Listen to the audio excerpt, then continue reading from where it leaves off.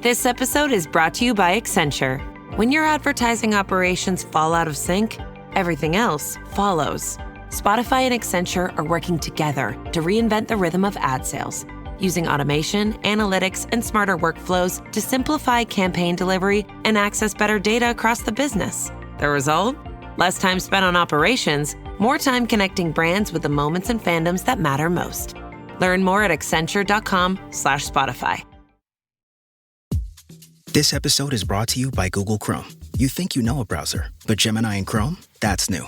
It can help you with practically anything on the web, like restoring a vintage motorcycle from a 50-page restoration blog, or finally break down that long article you've had open for weeks. Gemini and Chrome is here for it. Ready to make anything online make sense? There's no place like Chrome. Check responses, setup required, compatibility and availability varies, 18+. Welcome to Your Radiant Spirit, a space for the conversations and colors that help you see yourself more clearly. I'm Heather Eck, an intuitive artist and guide, and I believe your soul speaks in the ways the mind can't always put into words, through color, energy, and the stories your body holds. This show is where we explore those messages. Through personal stories, deep conversations, and creative insight, we'll uncover what's been hidden, release what no longer serves, and begin to imagine what's possible when you live in full alignment with who you're meant to be. What you hear here is more than inspiration, it's an opening, a chance to feel the shift that could change everything. So take a deep breath, open your heart, and let's step into today's conversation.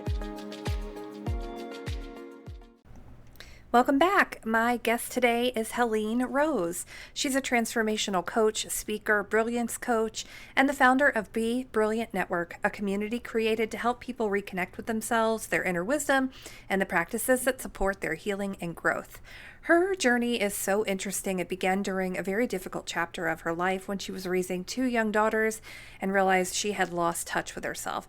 That experience became the beginning of a much deeper journey into healing, self-discovery, spirituality, and learning to trust her own inner guidance. Today, we're going to talk about trusting your inner compass, recognizing when you're forcing a new path that may not be yours, creating space for something new, and noticing the synchronicities that can guide us along the way. I think you're going to love Helene. She has just recently stepped into stand-up comedy, and she uses humor to explore something we all experience, the wonderfully messy transitions of being human. I can't wait for you to listen to this one. Let me know what you think. Enjoy. Hi, Helene. Thank you so much for being with me today. It's so good to see you again. Oh, thank you, Heather. Thank you for having me. I'm so happy to be here. Yeah, I'm excited to get to know more about you and your work and the Be Brilliant Network. Tell us a little bit about yourself and how you got started in this healing space. Sure. So it's kind of an interesting story. It was back in the early 2000s. I found myself alone raising my 2 kids, and it was a really low part of my life. It was a very dark part of my life. I was struggling with wanting to raise 2 kids by myself and really even wanting to be alive for that matter.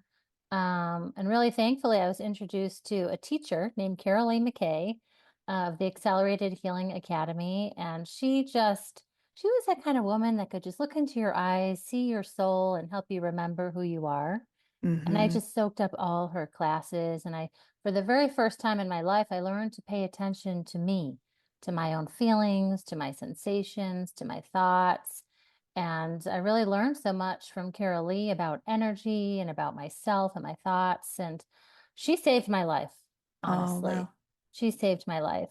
And from there, I just really was committed to my own healing journey. And I believe as long as we're alive, we never stop healing. So we're Yeah. always on this healing journey. So for 16 years, I've been committed very consciously to improving myself, growing, transforming, and now helping others as well. Amazing. Oh, thank you for sharing that because I know one of the things you said about just starting to pay attention to yourself, Hmm. noticing what you were feeling, your sensations, all of that. I think that is probably one of the things I hear the most from people is that they just sort of have lost sight of themselves. Was it like that for you? Yeah. Did you sort of lose your Yes. inner compass? Yes. Well, I think I never had it really. Oh, okay. Um, I don't think I was raised to really have that. It was more about follow the rules. Here's what society expects. Here's, how to be successful in life. So I was making choices for all of my 20s that weren't really aligned with who I was because I didn't know myself at all.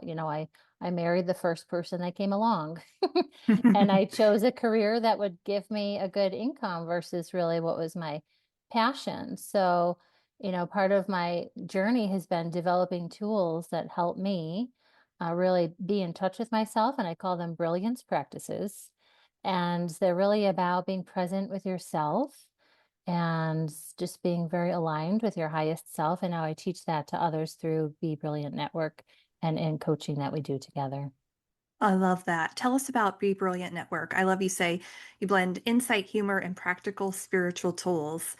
And I think that practicality side is something that people really look for, especially as they start to kind of dip their toe in the water of, wait a minute, there's got to be something more than this, but how do I apply Mhm. it to the life that I've already built for myself?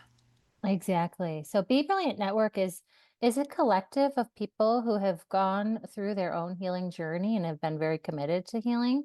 So each teacher within the network facilitates a practice a month, and it's based on their own modality. So people around the globe can come and drop into a class and receive a practice that helps them transform what's challenging. So if you're feeling like something's heavy, you're going through something challenging, you're living in a lot of fear, there's a lot of uncertainty, we know that that is definitely a part of life.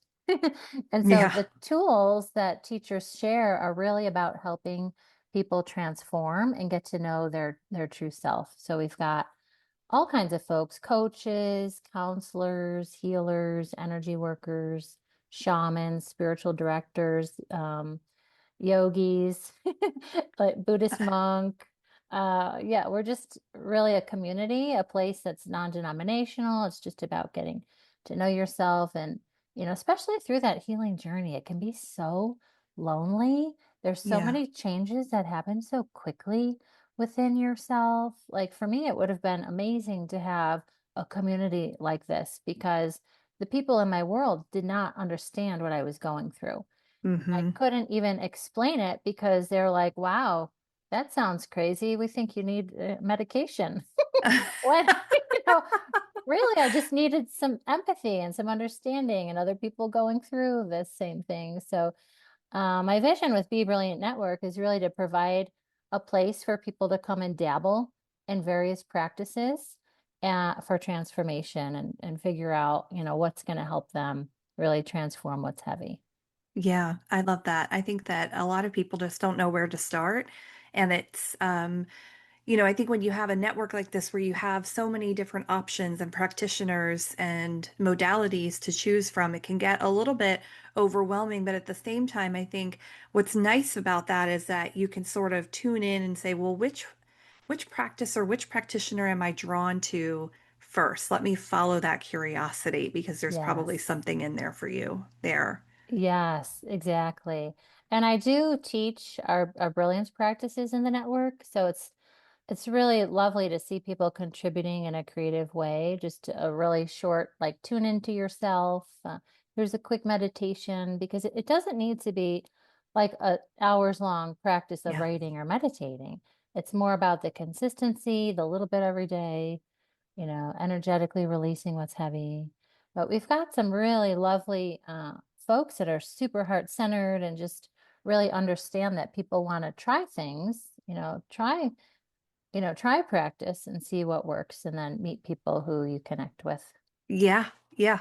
Yeah. So when I was always a really spiritual kid. I was very curious about everything, but as an adult, I found myself, I would say like if there were a picture of a road, I would kind of go on and off the spiritual road throughout my life. And when I decided to get back onto it, I was really drawn to crystals.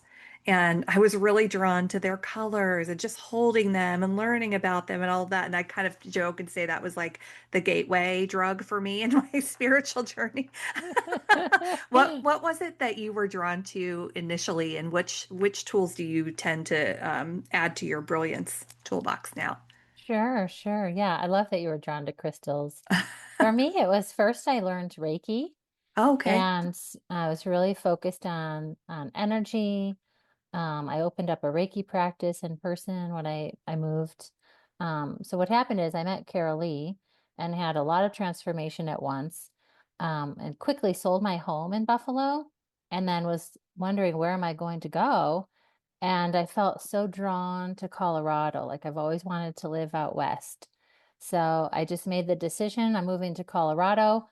I very quickly found a place to live, packed up the girls, they were very little, and drove cross country to a place where, nobody was waiting for us. But I Wow. met people who I really connected with. I opened up a Reiki practice. I got involved in learning about really various spiritual practices. There's quite a bit in Boulder, so I was able to learn about various traditions and explore different religious practices, spiritual practices, earth-based practices. Yeah. I love movement. For me, movement was also very powerful, like dancing and just being kind of in that space of ecstatic dance. For me, Uh-huh. that helps me tap into my truth too. So that's a practice I really love. Oh, I love that. Were you like that as a kid when you were little? Do you remember back to things that you were interested in? Like, I hear people say when they were younger, if they're drawn to Reiki, they would just find themselves sort of hovering their hands over things or touching things. Did you have any sort of that curiosity when you were younger? Well, I did in terms of the dance. I loved dancing when I was a kid and music. So I was always into aerobics and Zumba. And I would, like, when I was a kid, I'd pull out my parents' camcorder and record like little dance videos, you know. I did too. Oh, that's so cute, Yeah. Heather. Yeah. We used to put But on shows like yeah, so yeah. fun, right? Hmm. Yeah. But in terms of energy, I think, I grew up Catholic, so I was very much into the songs and the traditions, but it didn't feel quite right. Like I quickly moved out of Catholicism, but um, I really enjoyed just the ceremony, the slowing down, Yeah. the prayer. Um, and now I pray in a different way. It's more affirmative prayer. But I don't think my sensitivity was not nurtured as a child. Like I'm very, very sensitive to energy, but it was Hmm. always framed in a negative light. Like, Helene, you're so sensitive, you know, Yep. versus, wow, this is such a gift. Let's explore it. Yeah. Yeah. Same. I can relate to that a lot. I think as a kid, my parents were always like, "Oh my gosh, you're so sensitive or you're so shy or you're so whatever." And looking back now, I'm like, "Wow, that was just really my spiritual gifts, that were around me as a kid that I didn't really even know Yeah. what they were, how to work with them." But I think Yeah. what you're like as a kid is so it's important, but it also, I think, gives you perspective into what you can do as an adult and how you can share your gifts with the world. And a lot of people, if they feel lost or confused, I'm like, okay, what were you like as a kid? What were you curious about? What were you interested in? Because a lot of times Mhm. the answers lie right there. I agree.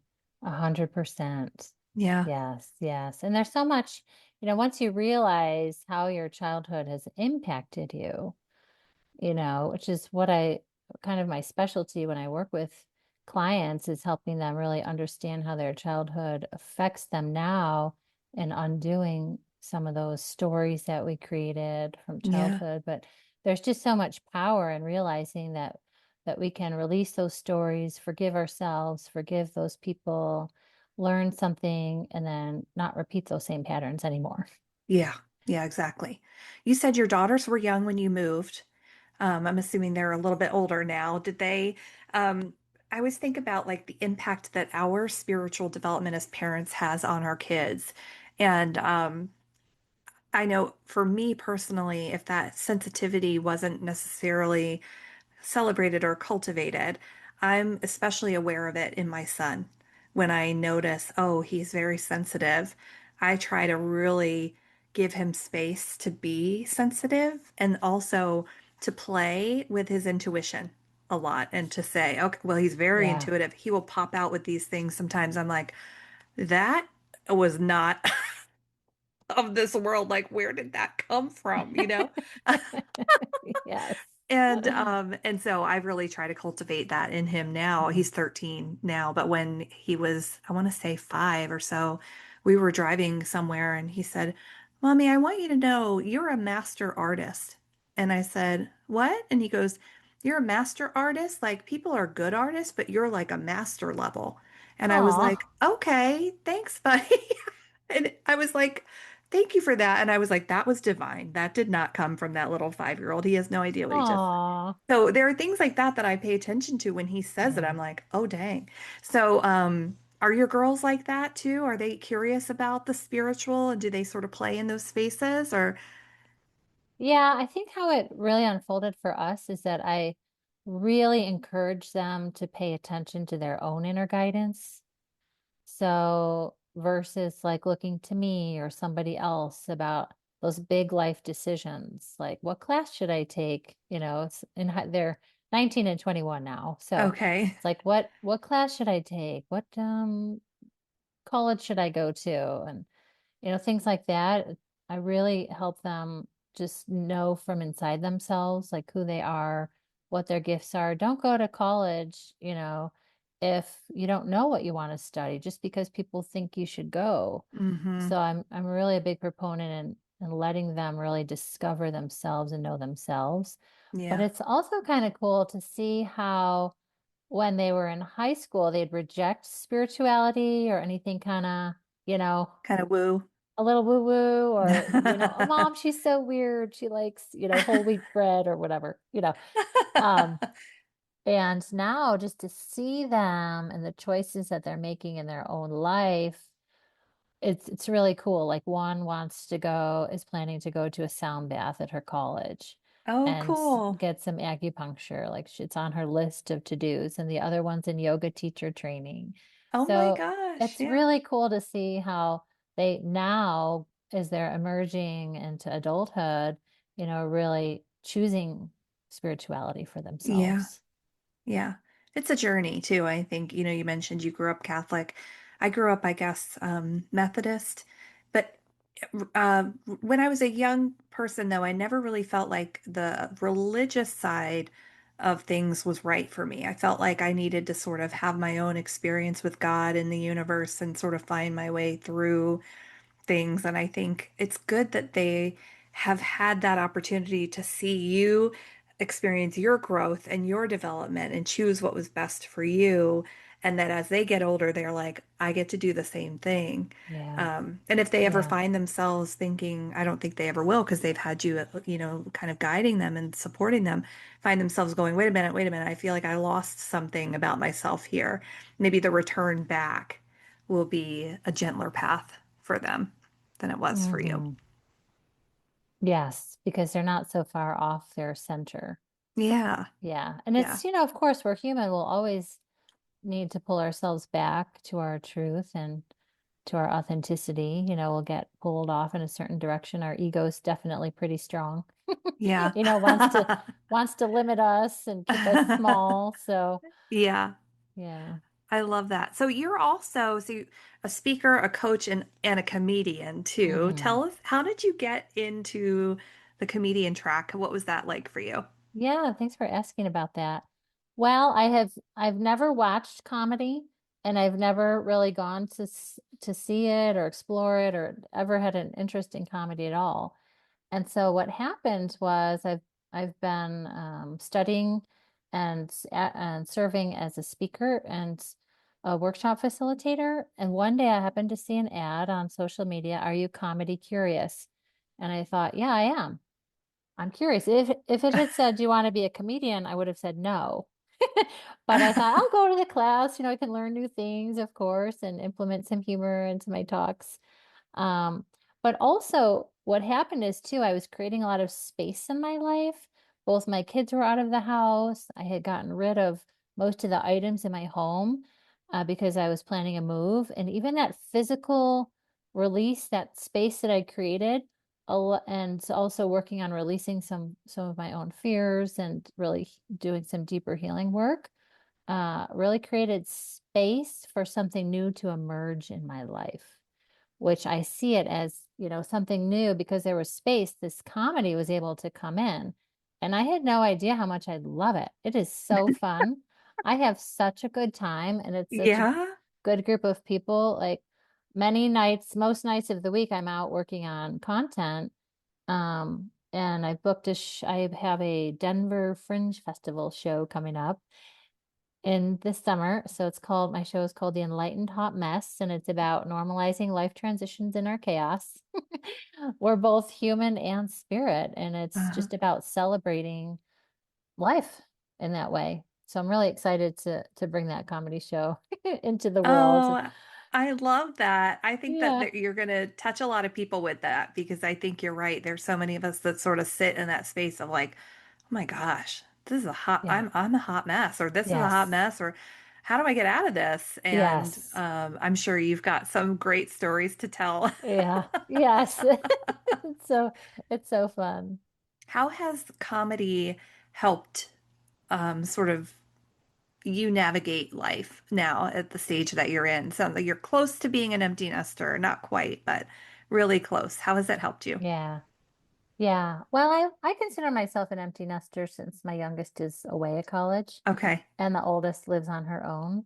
So I do feel like an empty nester. Yeah. Um, and I guess the way that it's really lighting up my life in a way that I hadn't expected because it's just so fun. It's bringing a lot of joy into my life and also empowerment, because Hmm. I can say things that you can't always say, which is kind of funny at times, Yeah. you know, Yeah. and it's a really just nice community also in Denver. There's great classes, so I'm learning. It's just really filled my life with something I think that was missing. Just also this creative aspect. Like there's so Yeah. much creativity that goes into writing comedy. It's kind of like a bit of a puzzle. I quit my job as an algebra teacher to pursue my purpose with supporting, individuals, helping them transform. So I do that as a coach and a speaker, and now with comedy. But it's really, yeah, it's really just supported my life in so many Yeah. ways. I Yeah, love that. I was yeah, just thinking about how, if you were to look back at yourself back before you left Buffalo, before you decided to move, would you have ever imagined that you would be doing comedy? never, never. I even when I took my first class at Comedy Works, I never even thought of like, this is something I want to do. I Yeah. just thought I'm doing it for now because it's fun. But now it's like, I want to keep doing this. It's like a puzzle. It's just figuring things out and being really creative and bringing people joy. Yeah. It's really fun to make people laugh. It is. It really is. I think about my son. He's only 13, but oh my gosh, I swear some days he's Chris Farley reincarnated. He is just so funny. And I think to be funny, you have to also be very smart because you're connecting ideas about things that you have to, your brain sort of sees or shifts in a different perspective, and you connect it in a humorous way. Hmm. Um, and I imagine that it's fulfilling and joyful. And also, when you can make somebody else laugh, that just makes you feel like, ha, Yes. I landed the joke. Like, I Yeah. love to make people laugh. It's so fun. It's so Um, fun. well, I love that you mentioned you were an algebra teacher. I'm thinking about your life now. Like, I love that you left that behind in pursuit of joy Hmm. in the dancing that you give yourself the freedom to do, in the comedy that you bring, in the stories that you get to share with people, Hmm. and in the community that you've built with the Be Brilliant Network. Like, what a shift! What a powerful Hmm. shift! Oh, And I thank think, you. yeah, I think that's amazing. Yeah. Well, I kind of see it too as like the universe is showing us the doors that are available to us. And, for a long time, I tried to become a school principal. I knew that I was really tired of talking about algebra all day. And but I never landed the position. I just kept getting rejected from landing that position. But I really feel and sense that I wasn't meant to go through that door. Like maybe there was a door and I was curious about it. And I think I wanted it on some level because I thought it would give me some stability, more income, just something different to do, supporting individuals, really being there for people, solving people problems. That's what I like to do. But I wasn't meant to go through that door. Yeah. So then when I just acknowledge that, like, oh, I'm gonna stop banging on the door. There I am banging, open, open, open, like really pushing, pushing, pushing. And once I gave that up, it's like, oh, another door can appear. Yeah. Yep. I think that's so important, especially because recognizing that something isn't working is, that adage, it's like rejection is God's protection, it's just Yeah. not working out for you, right? At a certain point, you have to go, maybe this isn't for me. Not that everything that is yours comes easily, but I think there is a sense of ease about things that you're meant to partake in when they arrive very simply and very gently versus trying Hmm. to force or push or, you Yeah. know, It's really a miracle. I see it as a yeah, miracle. We can make space in our lives for miracles by cleaning yeah, our energy, our physical space, our mind of limiting thoughts. That's a lot of the work that I like to help people do. yeah. I love that. Mm. Did you read A Course in Miracles? I've dabbled a little bit here and there, but I Okay. I know people do it very consistently day by day. Have you Yeah, read it? I have. Yeah, I went through the whole thing a few years ago. And I need to get back to it because it did have some really remarkable things, but I've been immersed in Bible study for the last 5 years or so. And I feel like I worked my way up to the Bible through A Course in Miracles, because there's so much in there that is just mind-boggling and beautiful and amazing. But what I Mm. remember about A Course in Miracles is that miracles are possible all the time. They Yeah. exist in our experience without pushing or pressure or anything. You just sort of Yes. have to acknowledge and then notice that the miracle is occurring. Yeah. And yeah, I agree. I don't think we know, I don't think we fully have an understanding of the amount of miracles that take place around us all the time. Oh, yeah. All the Yes. time. It's true. So many synchronicities, every little synchronicity, a person that shows up that we need to talk to, conversations that are had. Hmm. We Yeah. think that these are chance, coincidences, but these are really miracles in our lives that Yeah. help move us in this direction of growing and transforming and aligning more of with our true self. Hmm. It's Mm, so good. And I think that's yeah. what we need more of. The more people who step into that authentic truth of who they are and why they're here, the Yeah. better things will become. 100%. And it's not easy to let go of that fear because that's Oh, really no. what's in the way. It's our own resistance, our own fear that prevents these miracles from happening even more fully in our lives. Yeah, I agree with that. I Hmm. saw something. I love listening to podcasts that I'm constantly like moving between different shows, but I forgot. Maybe it was like a show that had a near-death experience story in it or something, but they said if you could only see how amazing things could be, you would never be afraid. You would never Yes. be afraid. And I was like, oh, I love that. I love Yes. that. Yes. What are the little things in life we get afraid of? Oh, I'm not going to send that text, or I'm not going to go to that Yeah. thing, or what if somebody thinks, like, who cares? Who Do it cares? anyway. Exactly. Do it anyway. Exactly. Yes. What do you have to be afraid of, really? I Right. mean, what do you really What's have the to be worst that afraid of? could happen? Right. And so I applaud that. I applaud that you took that step forward in your life, like however many years ago with the teacher that you met and how you allowed that to change you and to Mm. do the work that you're doing today. That's good stuff. That's really good Oh, stuff. thank you, Heather. That's really nice to hear. Yeah, absolutely. Well, tell people where they can find you and how they can work with you and the Be Brilliant Network too, because I know you're looking for practitioners for that as well, right? Yes, yes, definitely. So you could find me at helenerose.com. And there's information about coaching with me. And if you mention your Radiant Life podcast, there's a free half an hour coaching session. Also at BeBrilliantNetwork.com. It's completely free to join. All of our classes are free. So folks are welcome to come and dabble, be a part of the community, find some classes that are helpful. And then if anybody has a practice that they'd like to facilitate, it's a great way to come and be of service and also meet people to grow your own client base.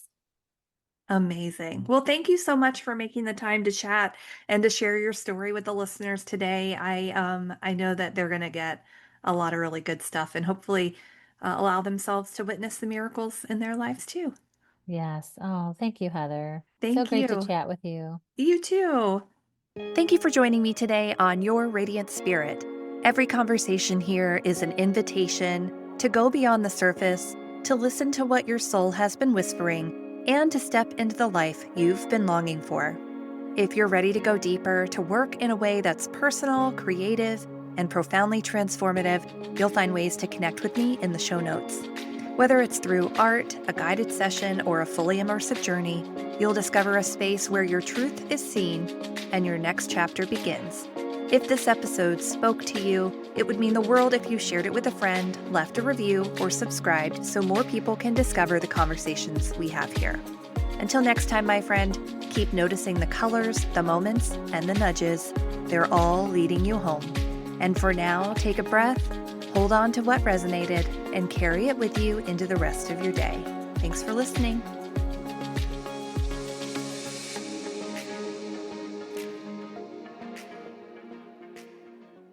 This podcast is heard along the Marketing Podcast Network. For more great marketing podcasts, visit marketingpodcasts.net.